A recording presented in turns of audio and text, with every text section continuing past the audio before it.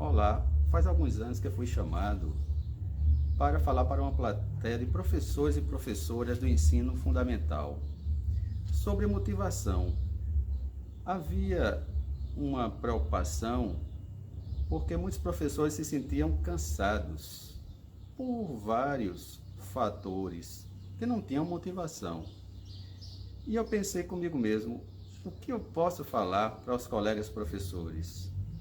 E me lembrei de um livro de Rubem Alves, A Alegria de Ensinar.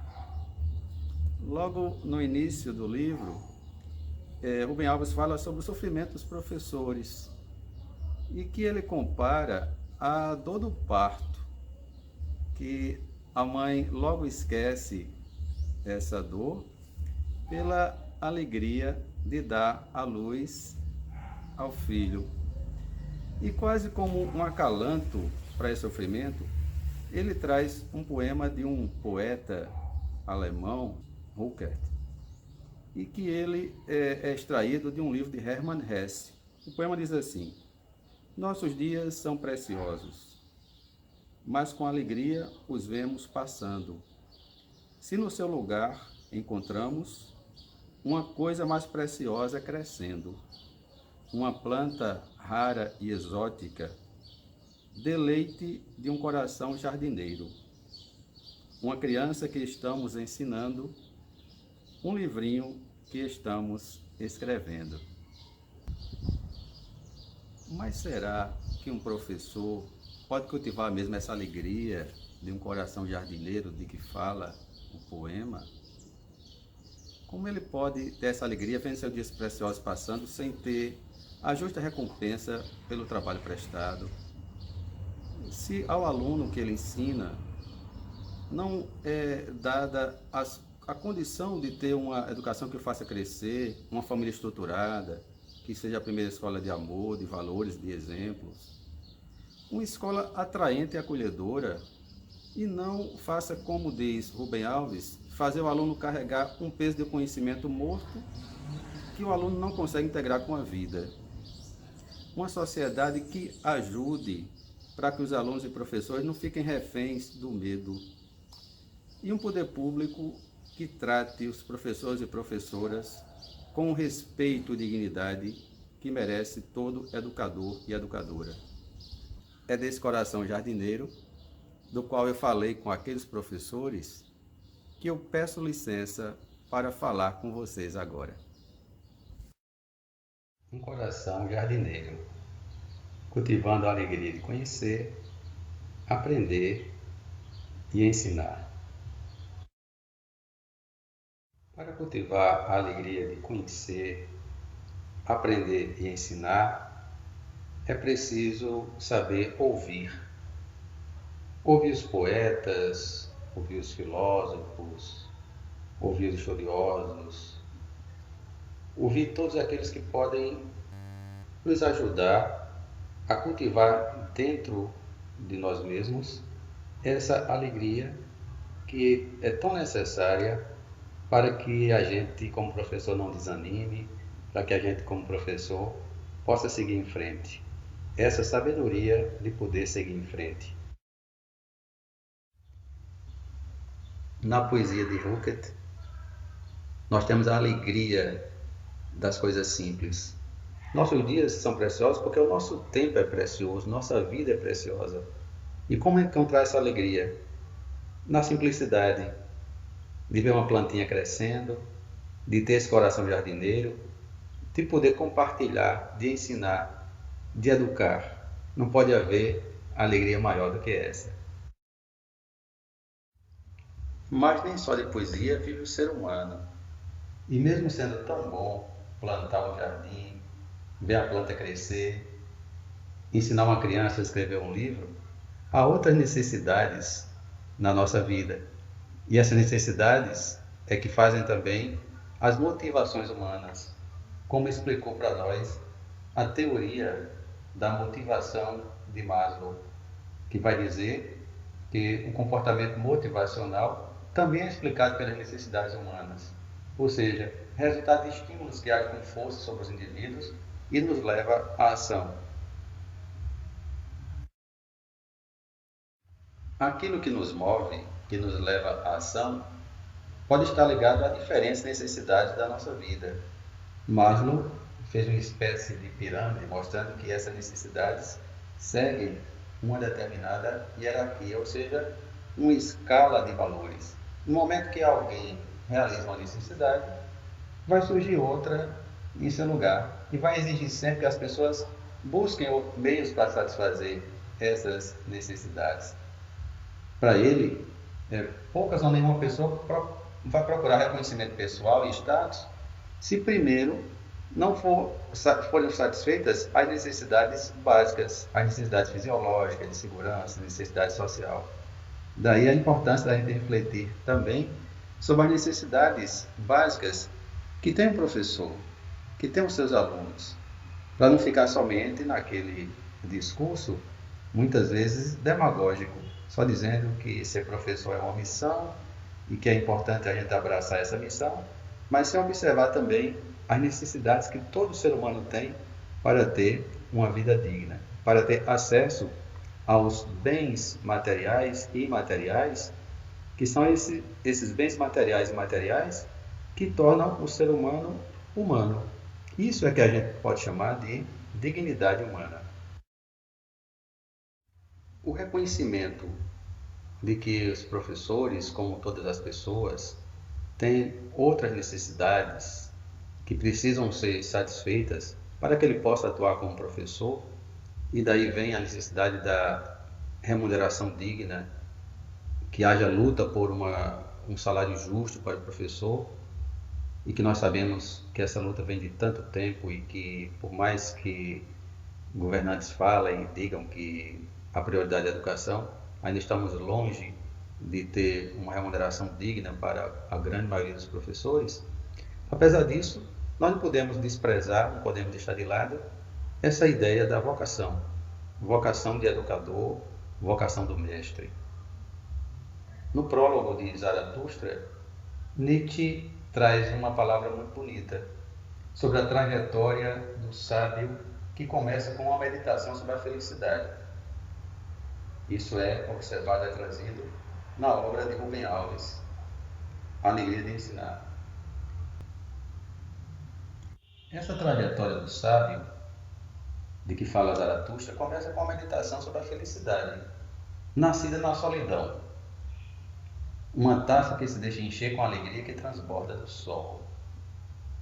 Todavia, quando chega o tempo que a taça se enche, ela não consegue conter tudo o que recebe, e ela deseja transbordar, da mesma forma que uma abelha que não pode guardar só para si o mel que produz.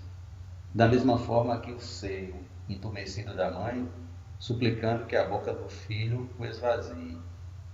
E aí o mestre compreende que felicidade solitária é dolorosa, e por isso o sábio busca uma alegria maior, de compartilhar com os outros a felicidade que nele habita.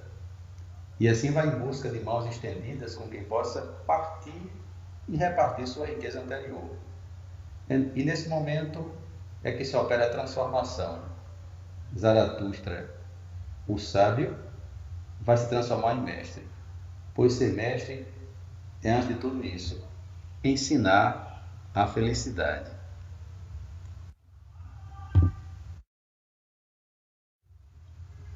Para ensinar aos outros, para ensinar essa felicidade aos outros, é preciso primeiro conhecer-se a si mesmo. Não é à toa que Sócrates seguiu aquilo que estava lá no oráculo de Delfos: conhece-te a ti mesmo. Todo conhecimento, toda sabedoria deve começar pelo autoconhecimento, voltar-se para si mesmo, procurar compreender suas qualidades, seus defeitos, suas aptidões. Tudo isso vai ajudar e muito nessa missão tão bela que é a missão do professor. Conhecer a si mesmo é se perguntar: quem sou eu? O que posso até que eu devo fazer com minha vida? Aí eu tenho várias fotografias, vários detalhes de minha vida. Trago não para me exibir, mas para compartilhar um pouco dessa trajetória de vida. E acho muito mais importante do que apresentar um currículo, plataforma Lattes, trazer um pouco da minha história, que está aí retratada em algumas dessas fotografias.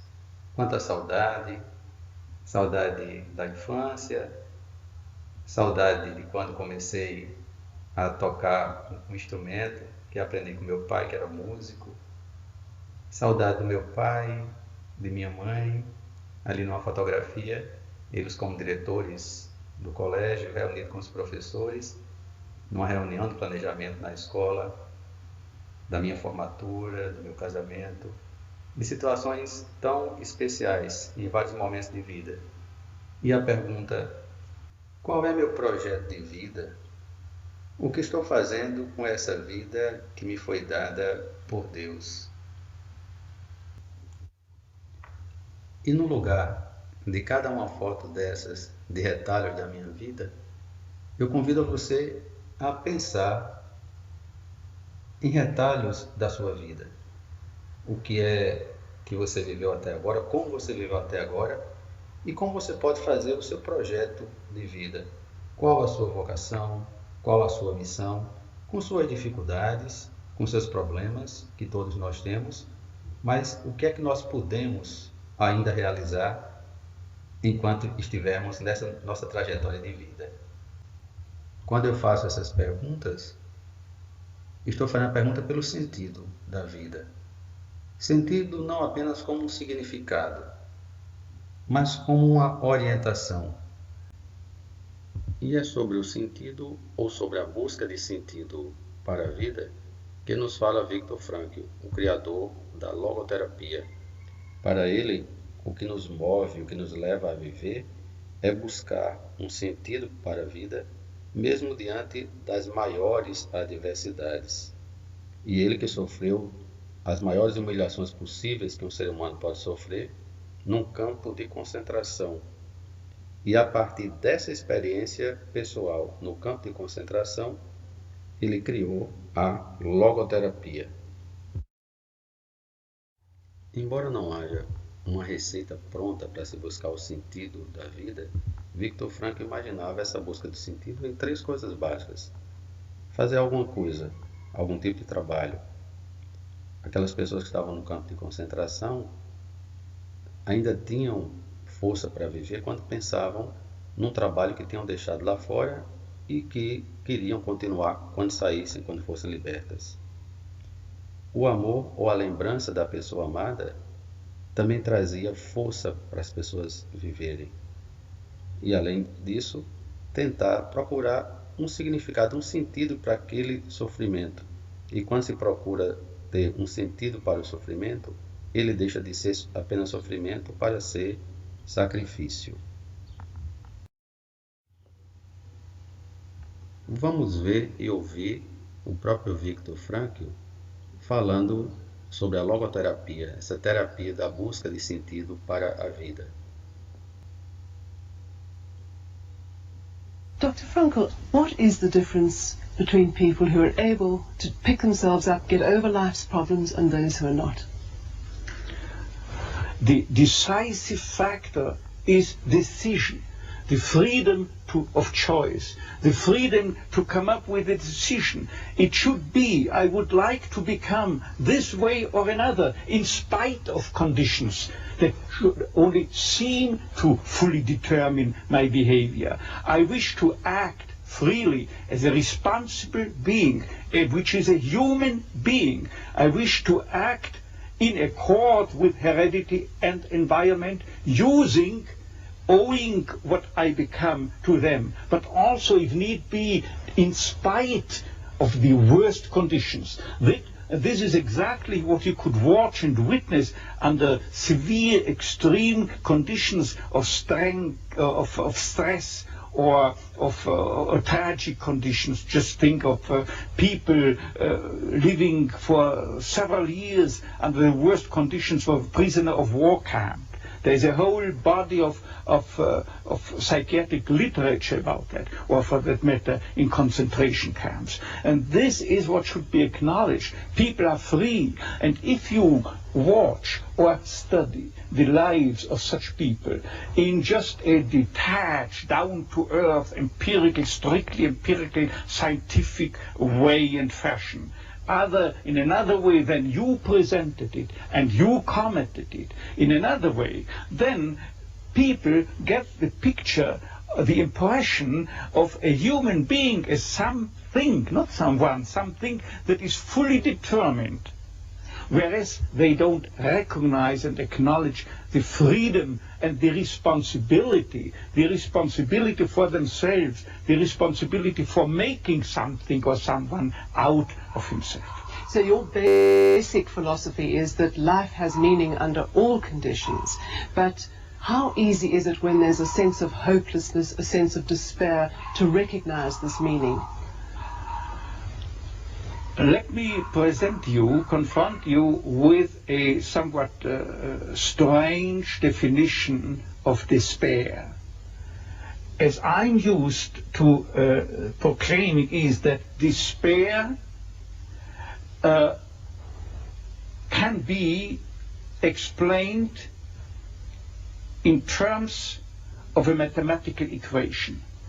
D, capital D, equals S minus M.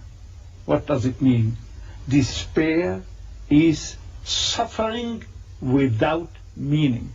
As long as an individual cannot see any meaning in his or her despair, he or she will certainly be prone to, in its suffering, I wanted to say, no meaning in the suffering, he or she will certainly be prone to despair and, under certain conditions, to suicide.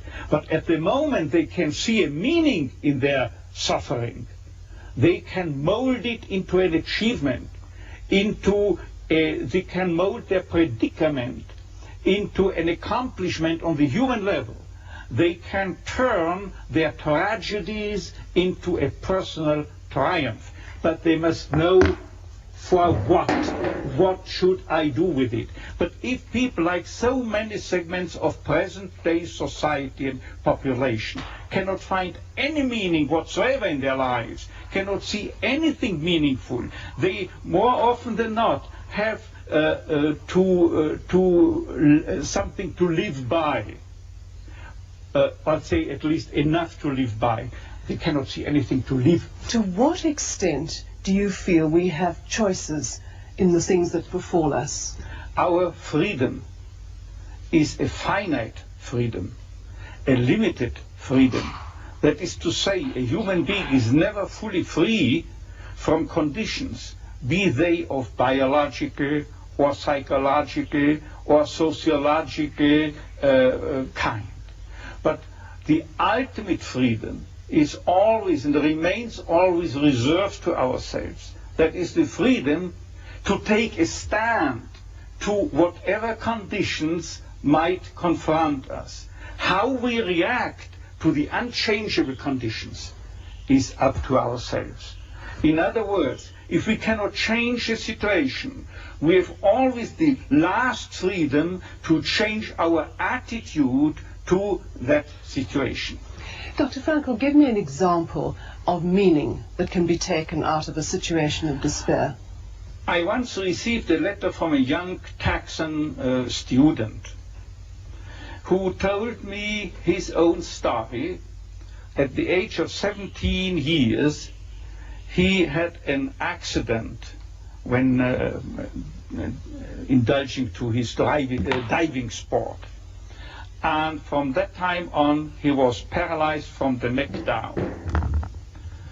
And he wrote to me, I broke my neck, but it did not break me. I am at present helpless, and this handicap will remain with myself apparently forever. But I have not given up my studies. I want, because of my own helplessness, to help other people. I want to become a psychologist, to help others. And I'm sure, he wrote to me, that my suffering will add an essential contribution to my ability to understand others and to help other people.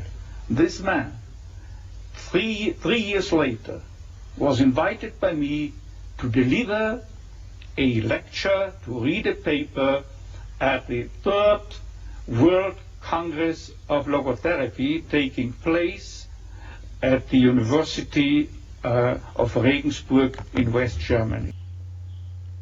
A busca do sentido da vida é um dos caminhos para se procurar felicidade, que é muito mais do que sucesso.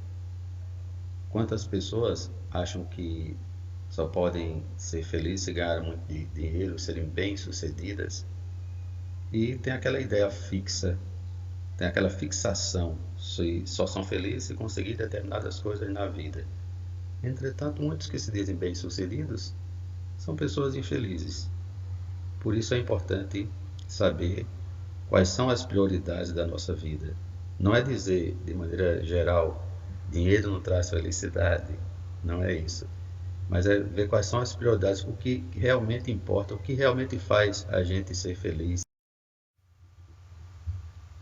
A busca de sentido da vida, no caso dos educadores, não tem como não passar pela dedicação à educação, que, segundo o nosso texto constitucional, é direito de todo mundo e, ao mesmo tempo, dever do Estado.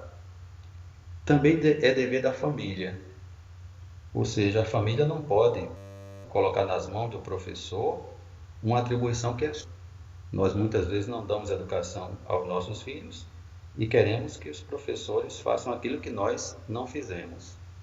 Ao mesmo tempo, é legítimo perguntar: e aquelas famílias que não têm a estrutura que nós temos nas nossas famílias, será que elas podem cumprir esse seu dever da educação, que não é apenas a educação formal, a educação das escolas? Daí vem também o dever da sociedade, já que essa educação deve ser promovida e incentivada com a colaboração de todos da sociedade, e tendo três grandes objetivos. O primeiro deles é o desenvolvimento da pessoa, o desenvolvimento pleno de cada pessoa. Se nós temos, por exemplo, uma criança com deficiência, ela tem direito à educação e ela vai ter direito ao desenvolvimento dentro das capacidades, dentro das limitações dessa criança. Isso é educação. Só depois é que a gente deve pensar no preparo para o exercício da cidadania, que está muito ligado à questão de direitos e deveres perante o Estado. E, por outro lado, a cidadania também é esse acesso que as pessoas devem ter aos bens materiais e imateriais capazes de dar a cada ser humano aquilo que nós chamamos de dignidade. Infelizmente, no nosso país, como já dizia o professor Milton Santos, existem muitas pessoas que nem sequer são cidadãos. E alguns nem sabem que não são cidadãos, porque a eles não é dado o direito mínimo de cidadania. Só depois desses dois objetivos é que nós devemos colocar a preparação para o mercado de trabalho. E algumas vezes nós invertemos esses objetivos. Colocamos em primeiro lugar a preparação para o mercado de trabalho, até por uma necessidade. Falamos das necessidades lá da pirâmide de Maslow. Então, para satisfazer determinadas necessidades, mesmo para a nossa sobrevivência, é preciso se qualificar, é preciso se preparar para fazer o Enem, para depois se ter uma profissão. Mas a gente nunca deve perder de vista que o primeiro objetivo é o desenvolvimento pleno de cada pessoa humana, independente se essa pessoa vai poder ou não se qualificar para o mercado de trabalho. Nessa grandiosa tarefa de educar uma sociedade, o papel do professor é fundamental. Nós vivemos numa época de muita informação. Crianças desde muito pequenas, com smartphones, com celulares, informações demais todo o dia, tantas informações. tantas mensagens, um fala uma coisa, outro fala outra, mas informação demais às vezes até atrapalha. Nós às vezes temos muita informação, mas pouca sabedoria, pouco conhecimento. E esse conhecimento, essa informação interpretada, relacionada, processada, e o professor vai ter um papel importantíssimo nessa questão da formação do conhecimento, da sabedoria, mais do que simplesmente da transmissão de informações. É diante desse papel fundamental que o professor tem no contexto geral da educação de uma sociedade que nós podemos nos perguntar pela vocação e missão do educador. E aí não há como não lembrar do mestre Paulo Freire, que não se faz um educador da noite para o dia. Nós vamos nos formando na nossa vida como educadores. Isso é algo que vai sendo feito de maneira permanente, na prática e na reflexão. É preciso que haja essas duas coisas. Não apenas a prática, é claro que a prática nos ajuda demais. Eu sou professor desde os meus 18 anos. Na verdade, comecei até antes dos meus 18 anos. Venho de uma família de professores. Meu pai e minha mãe eram professores. E só aprendi de professor desde esse período. E nós sempre temos o que aprender.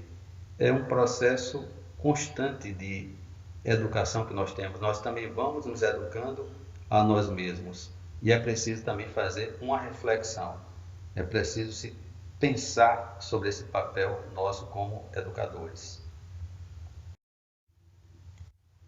Pensando no papel do professor como educador, Antônio Carlos Gil traz várias características que seriam requeridas, exigidas para o bom professor. E são tantas que quando eu olho todas elas, me parece que a gente está aqui diante de um super-homem, de uma super-mulher. Desde a resistência à fadiga, capacidade funcional, sistema respiratório, clareza vocal, a cuidado visual e auditiva, até outras ligadas à questão do temperamento, estabilidade emocional, versatilidade, iniciativa, autoconfiança, cooperação, estabilidade de ritmo, atenção difusa, e além das capacidades intelectuais. Inteligência, nós sabemos que tem vários tipos de inteligência: memória, observação, raciocínio lógico, discriminação, associação, orientação, coordenação crítica. São tantas características que a gente pode se perguntar, e afinal de contas, quem é que pode ser esse bom professor? Claro que nós estamos trabalhando aí com o tipo ideal, e existe uma distância entre o real e o ideal. E essas perguntas nós podemos fazer com relação a nós mesmos. Eu me perguntar enquanto professor, será que eu tenho algumas dessas características? E ao mesmo tempo perguntar, em que é que eu posso melhorar? Um dos caminhos que nós podemos ter para melhorarmos como professores é a tríade de Carl Rogers, de autenticidade, aceitação e empatia, na sua visão humanista. Ele que disse que foi ouvindo as pessoas que aprendeu tudo o que sabia sobre as pessoas, sobre a personalidade, sobre as relações interpessoais. Ele disse que ouvir verdadeiramente alguém resulta numa outra satisfação especial. É como se ouvir uma música das estrelas, pois por trás da mensagem imediata de uma pessoa, qualquer que seja essa pessoa, há um universal. E Carl Rogers fala muito nessa ideia do professor como um facilitador, e que vai dizer que se sentia mais feliz simplesmente por ser ele próprio, e vem aí a questão da autenticidade, e deixar os outros serem eles mesmos, a aceitação do outro como ele é. Mas além disso, ele dá esse passo adiante da empatia, se colocar no lugar do outro. Tudo isso pode nos ajudar a melhorarmos. Na procura de ser um bom educador, o professor pode se perpetuar, nem que seja na memória de seus alunos, como diz Rubem Alves. E aqui eu trago uma fotografia que para mim é muito significativa. Eu ao lado da professora Maria Eulália Cantalice, nossa mestra que viveu mais de 100 anos e que foi, e que é, e que sempre será um exemplo de professora, de educadora para todos nós. Outra mestra que tem muito a nos ensinar é Cora Coralina.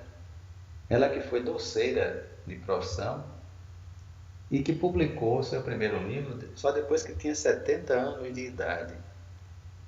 E que dizia que feliz é aquele que transfere o que sabe e aprende o que ensina. Continuando com os ensinamentos e no mundo dos poetas, mais um poeta alemão, Novalis, que lembra que o amor é o início e o fim de tudo, é o amém do universo. Falar de amor pode parecer piegas, e eu sempre me lembro das lições de meu pai, como diretor da escola em que eu era professor, e quando ele reunia os professores dizia que nós deveríamos fazer, tudo que nós fizéssemos, devíamos fazer com amor. Na época talvez eu não compreendesse a profundidade do que ele dizia, e somente anos depois da sua morte, eu escrevi um artigo em homenagem a ele, dizendo: hoje eu entendo, meu pai, que não se tratava de pieguice, não se tratava de romantismo à flor da pele. Não era chegar para o professor e dizer: você vai trabalhar por amor e vai esquecer de lutar por seus direitos, de reivindicar melhores condições de vida. De modo algum. O amor passa também pela luta, o amor também passa por essa reivindicação de direitos. Mas se um professor pensasse em trabalhar somente por dinheiro, jamais ele trabalharia. E termino com o maior exemplo da pedagogia do amor, Jesus de Nazaré. Ele que é o verdadeiro mestre, que nos ensina não só com palavras, mas com a doação total pelos seres humanos, principalmente os que mais precisam. Que Ele nos dê força e motivação para continuarmos a difícil e sublime missão de profissionais da educação. Que o cansaço e as adversidades da vida não nos afastem do caminho que ainda temos que caminhar.